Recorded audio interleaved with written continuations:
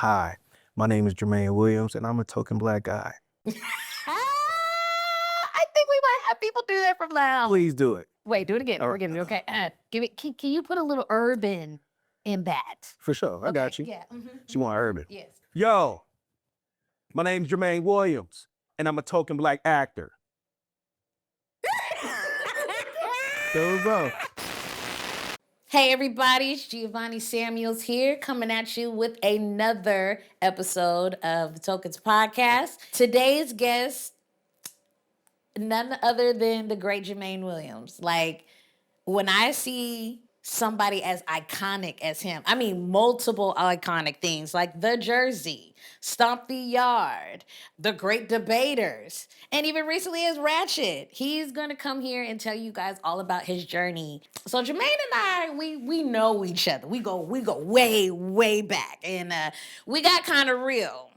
Kind of too real for the podcast, but real enough for the Patreon. So if you want to see that extra footage, make sure you go ahead and hit us up at thetokenspod.com for all of your Patreon extra clips and bonus things. To keep up with everything Tokens, make sure you guys hit that like, follow, and subscribe button. And of course, thetokenspod.com. I can't wait for you guys to listen. So let me stop yapping and get to this conversation. Here we go.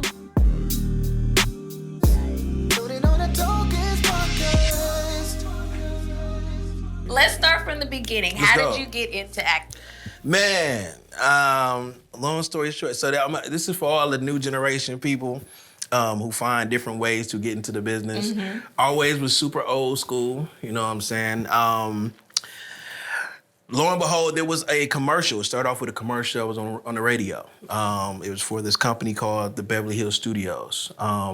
Believe it or not, I think Mila Kunis, she actually went through the same little agency, the Beverly Hills Studios. I might be wrong, and if I am wrong, Mila don't come for me, but this is what I heard. I think you went through the same thing. You may have took the same acting classes. I don't know, but whatever the case may be.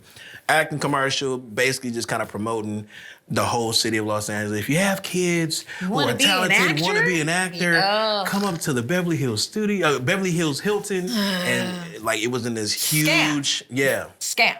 It sounded like one. Yeah. You know what I'm saying? But at the time, my sister really wanted to see me thrive as an actor. Love that. I give all credit to my sister, Keisha Marshall, for pushing that agenda to my parents. Like, yo, my brother's talented. Yes. I want to see my brother on TV. And, it was one of those days where, my family definitely believed in me as well. So I remember my mom and dad taking me to the Hilton in Beverly Hills, big old room full of kids, went in alphabetical order. My last name is Williams, so I was there all day with a number and my last name. Basically, they asked you to step on stage, give your name, give your number, and tell us the reason why you want to be an actor. And I felt like Lil Magic. You remember Lil Magic from In Living Color? Yeah. Hello, my name Lil Magic, and I want to be an actor, cuz. Shut up, Lil Magic. I feel like that. How old were you? I was like, Go ahead, Magic. yeah, I feel like Lil Magic. Do you think Lil Magic? Oh my God. I felt like Lil Magic. I had to be about 10, 11. Okay. And basically, they do everything in their power to persuade your parents to come out all this money. And at the time, your parents don't ever tell you how much money they spending. They're just doing everything to invest in your career. And once I found out how much money they invested, I was like, this is a lifetime decision for me. Yeah. I'm going to make it one day. Yeah. It was not a doubt in my mind. I felt like I was going to ever quit this business. And it wasn't just, I had a love for the business, but at the same time, my parents invested so much into me. So I felt like I definitely owe them. And to this day, I feel like I still do. You can never give your parents too much back. I mean, they gave you life. You know what I'm saying? So you just owe them that. Yeah. That's just where my mindset is at. You know what I'm saying? But went to the school, cost a pretty penny. But through Beverly Hills Studios, thank you, Beverly Hills Studios, I was able to pick up my first agent. And to this day, I have the same agent. Shout out to Kim Goller from ABA Talent. Yeah. We are still, work family. You know what I'm saying? And yeah, they basically went through the same kind of 8-week class, acting class. You're gonna go through a workshop. At the workshop, you get to this pre-workshop, and then from the pre-workshop, you get to a regular workshop, basically where you have the top-notch agencies of Los Angeles, and you'll The showcase is what they the call showcase. I meant Yes. the showcase. You went through a showcase. All the agents from Los Angeles were there to pick up their new talent. it. And then they pick out of that small few. group of people. Yeah, basically. So I was one of the few, and nervous as hell at about 11 years old. And Kim Gola called my mom, and was the like, rest is "We want history. this one." Yeah, we want this one. So, okay, moving on. You get your first agent. You about 10, 11 years old. Yep. What's your first job? It was an AT&T commercial. I remember doing that, and I remember I did this promotional for Fox 11 Sunday football. Okay. So I was with the crew: Terry Bradshaw, Howie Long, Jim Brown, and wasn't big on football at the time, Right. but it was one of those situations where I remember the whole setup. I remember they did the promotion for the show for football every Sunday. And then it was this one particular moment after they finished their dialogue, Terry Bradshaw was supposed to throw me a football.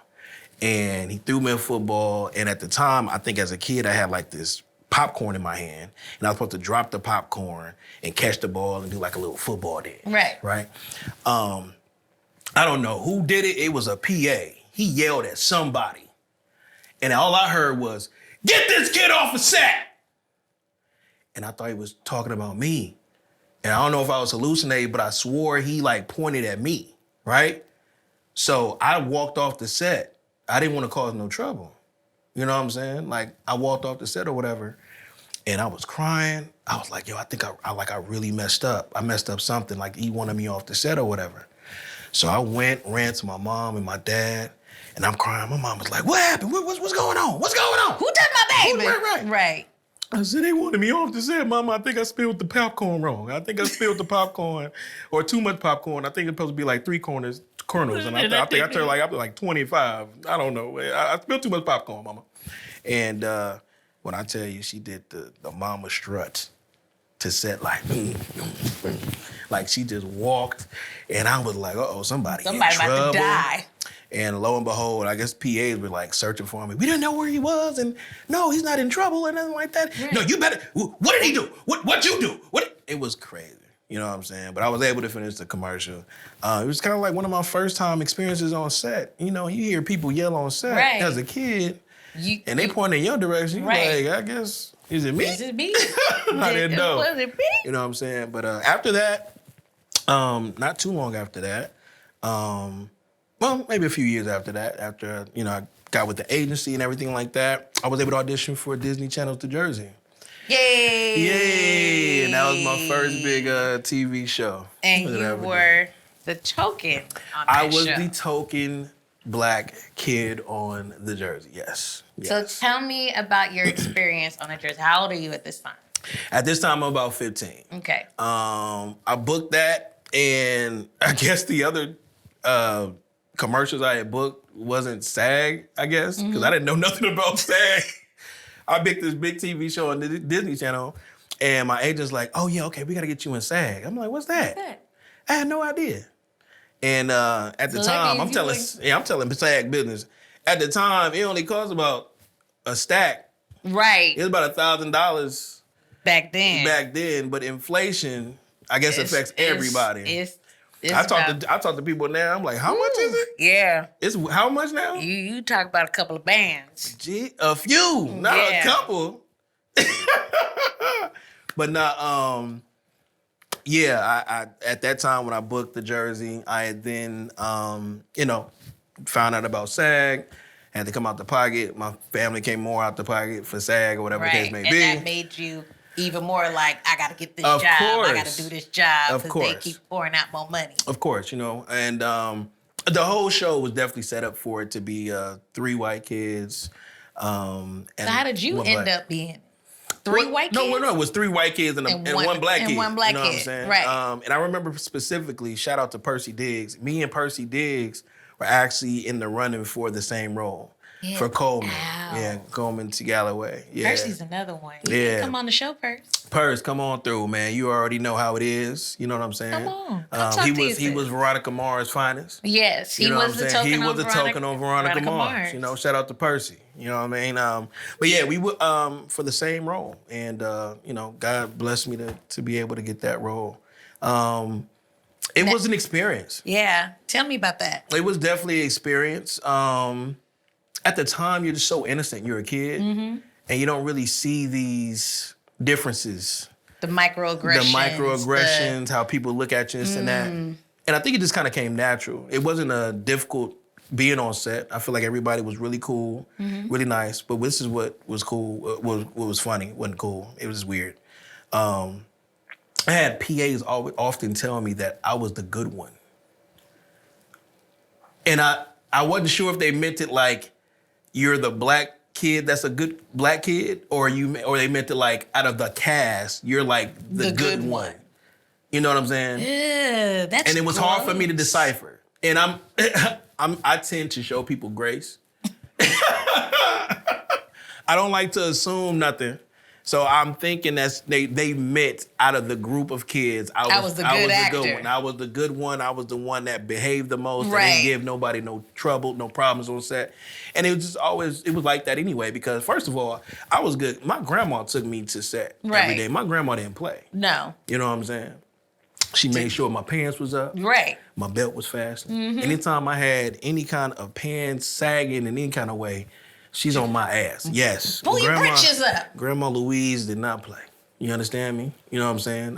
It was a great experience. Everybody, considered and called my grandma on set. It was a great experience, man. Shout out to Theo. Shout out to, rest in peace, Michael Galeota, Courtney Draper. It was a great time. It was a great time to be a kid. You know what I'm saying? So, again, at the time, did you know or realize? I mean, of course you realized you the token because ain't nobody else on there. Of course. But did you know the significance of what you were doing? At the time, no. No.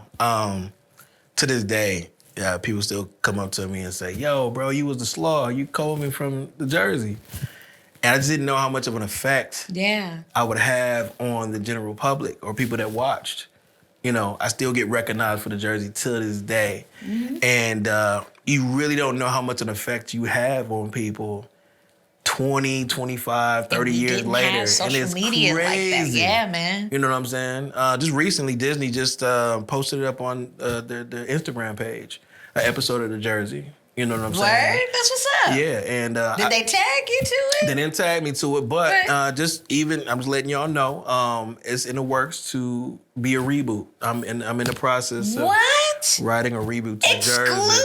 Exclusive. I'm in the process. You know what I'm saying? So hopefully we get it done and Disney greenlights the project and we can make it happen. That's what's up, That's man. that's the vision. That's the vision. I love that. Yeah. I'm on my creative tip now. I mean, you do more than just act. Like you write, you Absolutely. produce, Yes. you've shot some amazing work. Like you kept going. And I think that's something our older generation of child actors, we were taught that. Like that was industry standard. You had to sing, dance, and act. Like, and if you didn't do that, you had to write, produce, or like we were built. Absolutely. And I think I don't know. I think we had so many influence growing up in the 80s and the 90s. Music videos. You know, we had, which isn't even a thing now. Anymore. I think people kind of just make their own music videos. Right. But it's like Video Soul, MTV, BET was such a thing. And it's one of those situations we had with some of the best entertainers back in the day to emulate. Right. You know what I'm saying? I wanted to be Michael Jackson. I wanted to be the fat Michael Jackson, man. The little chubby Michael Jackson. I'm gonna let you know as a kid. I literally was Michael Jackson maybe 2 or 3 times. For Halloween? Yeah, but it was like different versions. Because, you know what's your favorite Michael? All right, so I was Thriller Mike. Okay. You know what I'm saying? Classic. And I was Billie Jean Mike. Ooh. But I think I like the Billie Jean. My mom, look, so when I tell you, my mom, God-fearing woman. right? Mm-hmm. She was an usher at church. Of course. She took one of them holy gloves and Michael Jackson up. She bedazzled it for you? Bedazzled her usher glove. Oh, that's love. Mama is love, man. I'm telling you. But and it was crazy. She didn't even do just the silver sparkle. He had the white, red, and blue. Ooh. Bedazzle. You know what I'm saying? That's love. Like Patriot Mike. Yes. Patriot Mike. You know what I'm saying? Patriot Michael Jackson is out of pocket. You know what I'm saying? Quick story, I think it was that same year, we did you remember how they used to do they play either Thriller and Muster Mash back to back. Right. And then they did the little Halloween parade. Right. Super excited about being Michael Jackson, man. I was inside the little parade, marching and doing my little Michael Jackson dance. I look over to the side, Mom's is talking to the teacher, and she didn't she had a nice face on. This quick story, I got my ass beat after that damn parade. Why? Just talking too much in class. Oh. At least my mom let me enjoy the parade, but I got my ass beat out of that. Oh. Yeah, it wasn't good. She hee-heed you? No, I hee-heed. You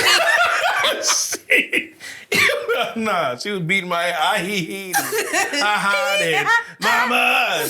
Everything. Yeah, mama say, mama stop, mama kusai. Yeah, exactly. You know what I'm saying? But nah, but getting back to it, man, I think we had so many influences. I think you're right. We were just bred and built to be singers, dancers. Yeah. You know what I'm saying? The discipline of it all. Of course. It was a craft to be studied and respected. Absolutely. And like I said, as a kid, I was just kind of like the chubby kid that knew how to dance. You know what I'm saying? And I think that helped me in the long run. Doing movies like Stomp the Yard, right? And even audition for other dance projects. Right. I danced for Brandy Norwood had a dance troupe back in the day called the Norwood Kids Foundation. I was doing that right before I booked the Jersey, and still doing it while I was doing the Jersey as well. Wow. You know what I'm saying? So shout out to Brandy Norwood, her mom, Ray J, all of y'all. We danced on her show, danced at a Sparks game, all that was just bred in me. So yeah. Training. Singing, dancing. It didn't even feel like training. I feel like it just kind of felt natural. You know what I'm saying? My mom would literally be like, you want to try this? I'd be like, okay, yeah. And if I was drawn to it, I kept doing it. You know what I'm saying? Right. And if I didn't like it, I just stopped doing it. I guess you can call it training, but it just felt so natural and fun. Because you're an entertainer. You're naturally an entertainer. You've always been quick-witted with the jokes or anything. That's just in you. That's always been in you. I tried. Good. Let's move on. Let's move on. Cool. So we move on to after the Jersey. What happened? Man, after the Jersey, it was rough. You gotta make that transition from being a Disney kid. Yeah. You know what I'm saying? That's when the adulthood happens. So you hit 17, 18, right. It's kind of like, oh man, we know you from the Disney show. And you don't want to fall into that, stereotype, stigma, just being a child star. You got to do something. Not just a child star, but if you are known for Disney and Nickelodeon, they immediately is Disney kid, Nick Brat. And that's just the stamp that you get, and you have to fight extra to prove to people no, I am a trained actor. No, I can be more than just. Of course. Right. Of course. I've said this before, it takes us longer to age. So it kind of compresses you a little bit more because your agent's well, this is making money. You're working, you're booking. Let's just keep going. But how did you break from that? So I'll be honest with you. Once I was done with Disney, I didn't want to do Disney no more. Even to this day. But you did. You went back. I did, but it was the content of the show. Okay. You know what I'm saying? I can feel that. So I feel you. So I'm going to be honest with you. After our generation, I felt like the content for Disney and Nickelodeon shows went in another direction. And this is no diss to Disney because they know what sells and they know what draws the kids. Absolutely. I just felt like at a certain point, we were still in the era where the moral compass was still there. Yeah. To the point where there was always some type of lesson to be learned to the character and that transpired to the viewer who was watching it. You know what I'm saying? Now that I think about it, after every episode, your show, Alan Strange, shout out to RJ Smith. RJ. Yeah, and any of that time, it was more about the lesson, like the course. feel good of it. The let me teach you something, and it's entertaining. And it's entertaining and it's fun. It later years, it did just turn into just entertainment. Nothing moral. There's no moral compass. There's really no lesson to be learned, and that's cool too. I mean, because as kids, we all have these huge imaginations. Right. We're silly. A lot of shows focused on kind of like a superhero aspect, which is also dope as well. Right. But yeah, it just. And then when I did go back to Disney, it was for the show Secrets of Sulphur Spring, which was a great concept. Yeah. It was a show concept I've never seen on Disney before. It was mysterious. It was kind of spooky. Also had some comedy elements to it too. And it was my first time ever playing a dad, like a real like a dad isn't role. That weird? Yeah, never would have thought. I got this little, booty face. Always had booty face. Young booty face. And for y'all, for the new generation, when I say booty, it don't mean it's no Diddy, bro. Like, it's crazy how we used to we could use words back in the day. Yes. And then like now you gotta like clarify what you mean. Mm-hmm. Booty face, y'all, meaning young face. Just no a young hair, face. No nothing grades, there, nothing no there. puberty, You know what I'm saying? nothing. It's just. But I got to the stage in my late 30s where I finally played a dad, and it was fun. It felt really good. You know what I'm saying? So. Okay, so you finished the jersey. You don't want to do any more Disney kid stuff. What do you do next? I did a movie called The Beat. It was an independent, very low budget film. Okay. And I played this homeless kid on the streets of Los Angeles and did a lot of cursing. I feel like the best way to kind of get out of the Disney element is to maybe do something a little hardcore. Yeah. And I did something a little hardcore. And it screened at the Pan-African Film Festival back in the late 90s, early 2000s. And it was a fun project to do. It was something that I definitely stepped out of the box. It was one of those situations where I felt like it felt natural because I watched a lot of Martin and Eddie Murphy. Right. So cussing wasn't a thing. My mama didn't know that at the time. You know what I'm saying? But I took that step into it, and it was a lot of MFs and can we cuss on this? A little bit. We're trying to keep it I'm gonna try and keep it PG-13. I mean, you can say I was gonna say the MF. I'm gonna keep it. I'll keep it. Yeah, I'll keep it. Thank you, appreciate it. Had to say a lot of dams. Little dams and darnets. Oh, poops. Yeah, I had to do a lot of those. You know what I'm saying? But it was these mother-loving snakes on these mother-loving planes. Mother-lovings. Mother-loving. Yeah, I could never say mother-loving. I always wound up saying the real actual word, cuss word, but no. But it was actually a fun project. I feel like which opened doors for me for other mature, really deep dive acting, roles that I was able to book. You do your independent film where you're actually getting into the meat and potatoes of acting, saying your curse words. Okay. Right. And then what happened after that? Fat Albert came, man. Yes. Fat Albert audition came, and man, what a process. It was between myself and Kyla Pratt. See, it was between so many people. Like, I had so many personal friends that was this close to getting it. You know what I'm saying? And for the auditioning process, they had, when I tell you, they had entire Black Hollywood. They had Black Hollywood. They had every R&B singer, every rapper. They had everybody audition for this. If you did not audition for Fat Albert, you were not in Black Hollywood. Nah, period. Not at the time. No. Everybody who was, and mind you, Black Hollywood is small, and I've said this before. Yeah. Black Hollywood is small. Young Black Hollywood is even smaller. Right. Because it was only a handful of us that were really, really doing it. Yeah. And even if we didn't work together, we saw each other at the same auditions because they only picked the same 5 people. Yeah, that was a process. I remember auditioning for it at least 4 times over a span of months. Mm-hmm. And I felt like every audition got me a little bit closer and closer to it. You know what I'm saying? And then 2 years prior, I auditioned for it because they had put it on a shelf for a couple of years. Yeah. It already had been casted. Oh yeah, think Willie Green was supposed Willie to Green be. was, yeah. Was it Willie Green or Willie G? Or you go with Green. Right, Same Green is his dude. last, but yeah, same dude. Man, he was bragging about I it, bro. know, I think because that- we went to high school. We went to School of Creative and Performing Arts in San Diego. Yo, shout out to Willie G. Willie G still he doing his thing or? We don't know. I don't know Because that Willie bit. G used to be everywhere. He used to be. Every time I went to the City Walk, He Willie had G was there. Sprite bro. commercials, everything. So Yeah. that's what I'm saying. Like, we all knew each other or worked with each other in some capacity. And I remember when he was talking about, yeah, I'm finna be Fat Albert. Da, da, da, da, da. That's the only thing, man. You got to be with certain stuff. Backfired like a mofo. Yeah, I think it was only one person, maybe one or two people that still remain casted in the cast after everything was done. You know what I'm saying? But shout out to all my people that was in Fat Albert. You know, Tell us about that. Keenan, man. On. Keenan was amazing. Keenan's one of the funniest dudes I've ever. Keenan is like effortlessly funny, like just natural.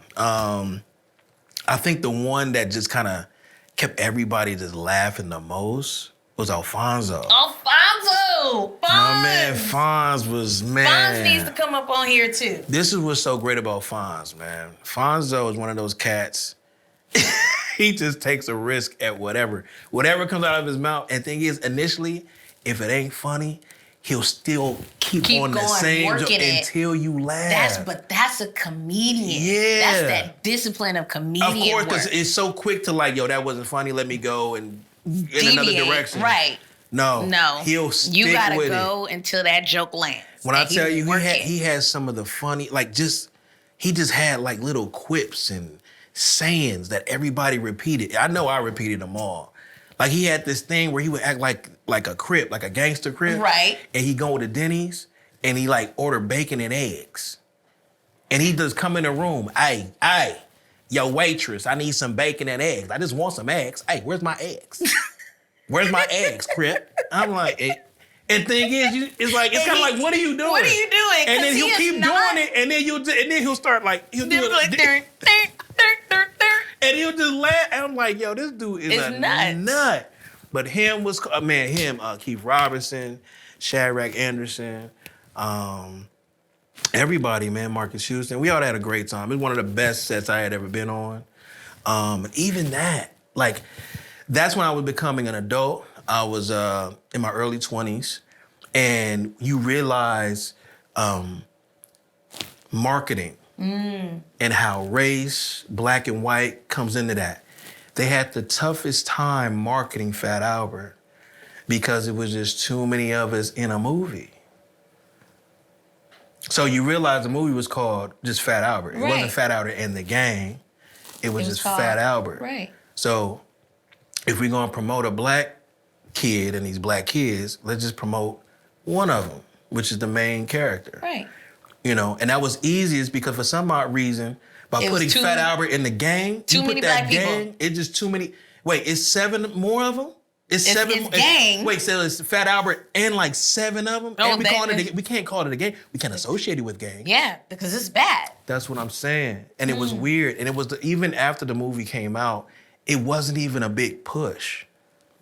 I think it was an automatic thing for like the black community. They were weren't going to even- support. They weren't even going to try to put any money to it because Of they knew course. that at least on the back end they were going to get This is what the I black found. This is what I audience. found funny about it. We came out, and not even before it released. This is like 4 weeks after it released. We did like a show on Dr. Phil, and it was like, why are we promoting this On Dr. on Phil. Dr. Phil and like a? So I guess they were trying to get to like, cause Fat Albert is like your neighborhood therapist. If you know he goes around, he see you got a problem. He wants to gonna help fix you and want to make you feel better about it, Right. right? So I think they were trying to associate mental health and, you know, Fat Albert in the same correlation in a sense. You know That what was I'm a saying? stretch. I don't know. It was, it is what it was. I mean, honestly, I just felt like Fat Albert could have really been really huge. But it And did. it did. After, like, when it got to DVD, it became a classic. And unfortunately, that's how a lot of our films are they don't do well in the box office. Well, I won't even say we didn't do well in the box office because I want to say the first week we hit 24 mil. Oh, that's and we great. were up there. We came out the same week as the Fockers, or maybe the Fockers came out maybe a week before. Mm-hmm. But we was up there. We were number one, number two. We were like right there with the Fockers. So we broke about 20-something mil. So it made his money back, right? You know what I'm saying, for sure. But it could have been much more had people actually put some marketing behind it. And I'm not quite sure how much Bill had involvement in it, or promoting it or pushing it. But the amazing thing is, it stood the test of time, and to this day, it's a classic. And I'm blessed to have been a part of it. It was an amazing experience. So you've got classic number 1, The Jersey. Yep. Classic number 2, Foul Albert. Yep. And then we go to classic number 3. Stomp the Yard. Yes, sir. Yes. I was on a roll at this time. You sure was. I want to say from like 2004 to about 2008, I was hot. Busy. I was hot. I felt like the man. And I felt like, a little bit of my ego kind of got to me. I always stayed humble. But, you start working with certain people and walking in certain rooms and auditioning, you keep booking. It definitely gets to you, to your head. Even if you don't want it to. Right. It just does. You know what I'm saying? And I think you have to practice balance in a sense. Yeah.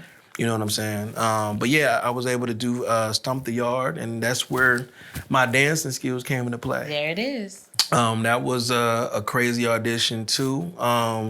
I auditioned in this dance studio in Culver City in front of Savon White. And it was dope, man. I remember dancing to Music Make You Lose Control by Missy Elliott. And I didn't know what they was gonna play. Go. You know what I'm saying? Yeah, because you just had to be prepared. But again, that comes back to that discipline of you had to be a triple threat. You had to be ready for whatever. Everything. It was like you couldn't just, when you say I'm an actor, no, you had to be a dancer and everything else to call yourself an actor. Absolutely. Now it's like, oh, I'm just an actor. That's it? That's it. You gotta be a triple threat some kind of way. So they even asked me, they was like, do you know how to step? I was like, no, but I've been dancing all my life. Right. You know what I'm saying? So we're gonna play you something. You're gonna play you something. You just kind of do whatever makes you feel good. Man, once I heard Music Make You Lose Control, I went off. Once I heard that, and I heard the Let's Go. I heard the Fat Man Scoop, let's go. I was on it. I was looking at them dead in their eyes. Yeah. You know what I'm saying? I walked out that room. I was like, I got this. Yeah. Easy. I felt it. Easy. I felt it. I was like, yo, that felt so good. It was so much fun. And even if I hadn't got it, man, it was still an experience. But that whole process was dope. Going to Atlanta, we was out there for a few months, learning all the routines. Right. I got scared then. Because once all the stepping stuff came into play, I didn't know what the hell I was doing. I was... You didn't rely on your dance skills? But dance and step are two totally different things. Let me respect, yes. You know what I'm saying? Yes. Like step is often it's almost like learning the drums. Yeah. And it says you gotta learn your counts and off beats and on beats and your 1s, 2s, 3s, 4s, and 5s. And you gotta learn all that stuff. And I just knew how to stay on a snare beat. Right. Just ga. I didn't know how to do none. It's so rhythmic. You know what I'm saying? So the first day of practice, and we started doing step, I'm lost. I called my mom that same night. I said, Mama, they about to take me. All right. Not again. They said to me Not back you calling your mama again. I mean, she's like, you know how to dance? I know how to dance, but I don't know how to step. I just don't know what I'm doing. She said, Jermaine, if you don't take your butt, stay up till 3, 4 o'clock in the morning if you have to. Learn them routines. And do it in front of the mirror. Mm-hmm. Mama knows. Mama knows. I stayed up till about 2, 3 o'clock in the morning, slept on it, and when I tell you, it came like that the next day. There it is. They kept me. They kept you right. They didn't send me back to no window ticket. They can keep you. We can send you your luggage. Man, what a fun. That was a fun project too, man. It was really dope. Really dope, man. So from that classic, but as of right now, you got 3 classics under your belt. I just want you to understand how Yeah. You got three strong classics. Yeah, brother's still humble, man. And you got another one called The Great Debaters. Oh yeah. Yeah. Tell us about that. Probably the most enlightening educational projects I've ever done. I think The Great Debater set me straight on how to hone into a dramatic role and still keeping it light. You know what I'm saying? You had the great Denzel Washington. Right. I mean, and even auditioning for that man was just bubble guts. Wait, so you got to see him in the room and audition for him? Yeah, like Sony Pictures. I remember we going up there, and I was even up against some heavy hitters on that with this role. And I remember this. I want to say the second time I came back for a callback, Denzel was there. He comes out where, the waiting room, everybody's waiting, and he introduces himself like nobody knows him. Hey, you guys, I'm Denzel. And I just want you to go in there and be yourself. I want you to do your thing, I don't want you to think too much. Denzel? Because that's how you really say his name, Denzel. Denzel, he introduced himself, and we were like, man, we know you. You know what I'm saying? But no, I remember going into the room. First thing I said was, I've got a camera in my pocket. I need a picture with you, sir. I said, this might be the last time I see you. I said, I'm gonna get the audition done, but if I could just get this picture, can we get this picture? He was humble enough to get the picture, and we got to work. Lucky you. It was amazing, man. And then I didn't have too many big scenes to audition for, but it was one of those situations when I was done, I was ready to walk out the door and just kind of, decompress. He kept me there. It was also like, you're not going nowhere. We're going to get into this. Yeah. Who are you? I didn't ask no questions.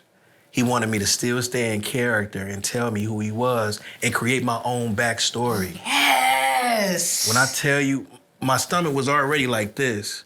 This joint went like this when he did that. But I stayed cool. And you stayed in character. Had to stay in character. That's that discipline. Had to continue with who my grandfather was, who my mother was. And we went on for a few minutes just going back and forth. He just asking me questions, just shoot. You know what I'm saying? Just to see if I broke. And I didn't break. And it was scary. It was exciting. It was fun. Back in my mind, I'm thinking, I'm doing this with Denzel, You're sparring. We're literally sparring, going back and forth, right? And when I walk out the room, I'm like, I got beads of sweat, right? And I'm just, man, I hope I book it. And we went one more. I went one more time. They called me back one more time. I said, I think he's right. And he was there. They did a mix and match. With different characters, and I got to work with Journey Smollett. I got to work with Nate Parker, Denzel Whitaker, Elise Neal. It was an amazing experience, man. Gina Rivera, Forrest Whitaker. Yes, Forrest Whitaker. You know what I'm saying? It was amazing.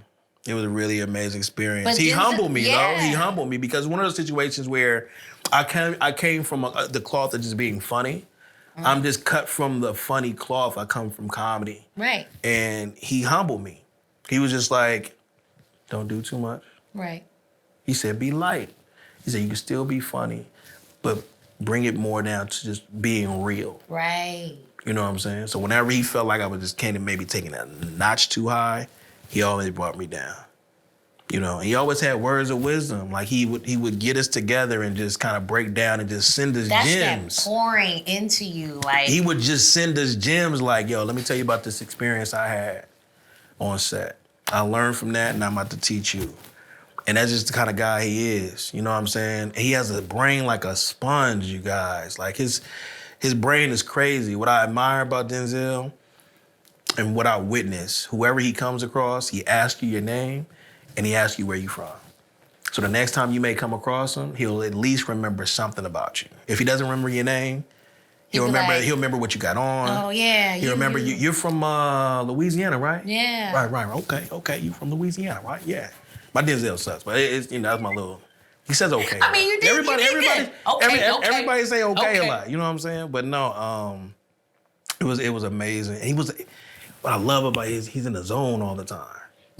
I was going to say that. He treated this like it was his baby. Yes. You know what I'm saying? So the rumor is Denzel Washington will completely memorize the script forward and backwards, everybody's dialogue, and then throws it away and just continues to work purely off of deep character work. He's the man of the arts, man. Yes.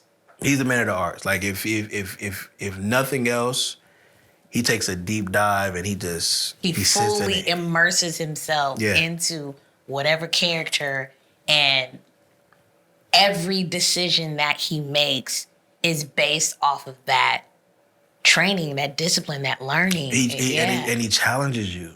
And he wants you to always rise to the occasion. Yeah. You know what I'm saying? That's it. That's it. I feel like everything else that I did was like really fun. And then that was just on it was fun, but it was on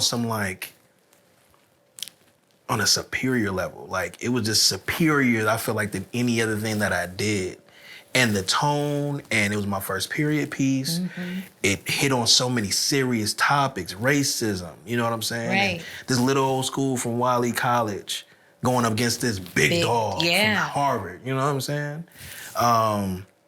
It was definitely a movie about the little guy, just kind of, little internet good. And it just has so many layers to it. And I was able to be a part of that. Yeah. So many stories, man, so. That's 4 massive classics underneath your classics under your belt, and then it doesn't stop there. Like you continued on, you went back into comedy and did. What character was you playing? Radio? Oh yeah, I played iPod in a movie called The Comebacks. It was a spoof movie about all the classic sports films. Right. And of course, I played iPod, which was a play on radio. Mm-hmm. Shout out to Cuba Gooding Jr. That was based on a true story about a kid with special needs. Right. And we made fun of that. Unfortunately.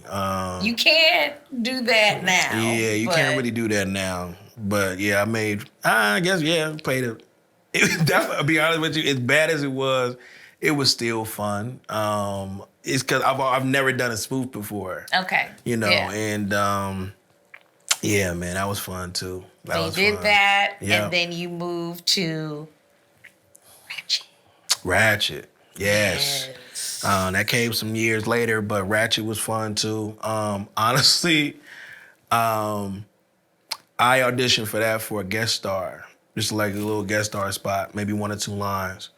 And after I, did the first episode, they asked me back for like 4 more episodes. Yeah, I was like, keep coming back. Hit me up. Right. Hit me up. How did you make yourself, and I ask a lot of actors this, like, how do you make yourself useful so that they do call you back and keep calling you back? Like, what is that thing that you do with characters? I wanted to say just stay true. Yeah. I feel like if you stay true as much as you, and it doesn't matter if you don't have a line, if you have 1 line, if you have 20 lines, stay true to yourself and to the character, and maybe they just see something in you that they want to bring you back. You know what I'm saying? I don't think I did anything special. I'll be honest with you. It was another period piece that was set back in the 1930s. If you guys didn't know, Ratchet was basically a prequel to One Flew Over the Cuckoo's Nest with Jack Nicholson. Well, there. And if you ever seen One Flew Over the Cuckoo's Nest, there's a nurse in there by Nurse Ratchet who is, she's creepy. She's a little different. She's mean. She's foul. It's probably one of the nurses you would never want as a nurse. But what Ryan Murphy did with her character and making a prequel, I felt was genius. Because the series was amazing. It was. Yeah. I only watched it because, I don't do scary. It was. It was kind of scary, but it took you on a mental journey. But that's Ryan Murphy, though. Yeah. You know what I'm saying? Shout out to AHS. Yeah. You know what I'm saying? He's twisted. He's a little twisted. Yeah. So, yeah, that was probably one of the most twisted. Like, don't get me wrong, I'd work with you, but I'm scared. So, a question that I ask most of my guests is, what advice would you give a young, even a Black actor, person of color actor, or even a token actor? What advice would you give to them Yes, great question. I would give new upcoming artists advice of stay passionate, stay true, and please just continue to love what you do and create. You know what I'm saying? Not even on the aspect of just like write your own scripts or create stories, film, TV, whatever the case may be. What I mean as an actor is you have to create your character as well. You can't just read the words or what you see on paper or a description. Yeah. You really have to make it your own. You know what I'm saying? You got to read between the lines and make that character your own. Don't walk into a room and audition and just give the generic audition. Do something different that you don't think would be somebody else would do. You know what I'm saying? And it may make you look like a fool. It may, but you're taking that risk. And that risk just may be so rewarding at the end of the day. Yeah, it may be that rewarding, you know what I'm saying? So just stay true and continue to have fun. Stay passionate about what you do, honestly. That's good. Yeah. That's good. All right. Okay, well, what you doing now? Plug your socials. Tell us where we can find you. What's up? Absolutely, man. I'm just really on a creative time right now. I'm on my creative mode. You know what I'm saying? I have a job now that leaves some downtime, and in that downtime, I am continuously writing. You know what I'm saying? I'm gonna keep whatever I'm doing in the bag safe for now, but just know your boy is active. I'm writing. I'm in acting, writing school, whatever the case may be. As much as I love being an actor and being in front of the camera, there's nothing I want more than to be executive producer of my own TV show or film. I want to be in the producing aspect. Yeah, just because you don't see us don't mean we ain't working. Absolutely. So just know I'm in my creative bag right now, and I'm doing a lot. Again, like I said, I shot it to you, trying to reboot the Jersey, shoot that idea over to Disney, and hopefully they green light that. And as far as if you want to get in contact with me, I am very accessible. Reach out to me on my Instagram. That's what I use most of the time. I'm not on X or anything like that, but Instagram, I'm super, super active. He's still old man. Yeah, I'm still old man. Facebook. Hit me up on Facebook if you find your boy. You know what I'm saying? I'm up there now. I'm in my 40s. You know what I'm saying? I'm not into this whole extra out. I'm not, just the two platforms. So if you want to hit me on Instagram, everybody, just hit me at the real Jermaine_Williams. Slide in my DM, ask advice. I give advice all the time. I don't avoid anybody. I try to get back to anybody as much as I can, or everybody. He is also one of our lovely teachers at GS Acting Workshop. There we go. Shameless so if plug. if you want an online class, hit up me, Gio, Gary. We doing it, man. I hired my friend. Yeah, the ones that stay that true to actually are humble. real. Yeah, we giving out them tips. We giving out them acting tips. How long have we known each other now? Man, I want to say I met you around maybe Freedom Writers. Did you after? No, maybe after Free or before that. Because I did Freedom Writers and Bring It On at the same time. Okay, I don't think we may have come across each other a few times. I would see you at the dances, the dance studios and the parties and whatnot. So I remember this for sure. This is one of the most memorable moments of like when I first early met you. I was auditioning for, what was the movie with Cuba Gooding Jr. and Beyonce? Fighting Temptations? Yes. Fighting Temptations. I was auditioning for Fighting Temptations. I think you were there for another audition for something super dramatic. I came into the room and I saw you there and you was locked in.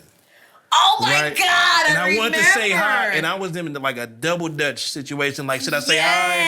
And she was in her mode just crying.